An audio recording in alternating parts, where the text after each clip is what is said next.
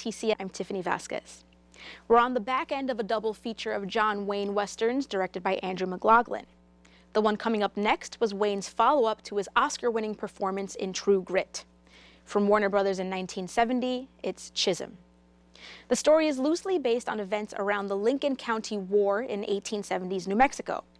Wayne plays the title character John Chisum, a cattle baron being challenged by a corrupt businessman using outlaws to try to take over the territory. Chisum forms his own posse to defend his property, a posse that includes his neighbor's cattle hand, William Bonney, also known as Billy the Kid. Even though Wayne was looked upon as a has-been by some critics, he was riding high during the production of Chisum. He'd received an Oscar nomination for 1969's True Grit, which had been such a success, Box Office magazine named Wayne Hollywood's top attraction for 1969. Wayne was also feeling great because his 5-year lung cancer checkup revealed that he was still in remission. Chisum was released just a few months after Wayne won the Oscar for True Grit, and as Warner Brothers anticipated, the win did nothing but boost box office grosses for the film.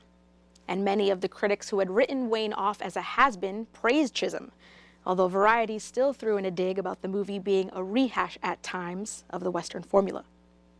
From 1970, also featuring Ben Johnson, who would go on to win his only Oscar 2 years later for The Last Picture Show, here's Chisum. John Wayne starred in 5 westerns for director Andrew McLaughlin. Chisum was their 4th collaboration, and it marked the start of Wayne's last decade in the business.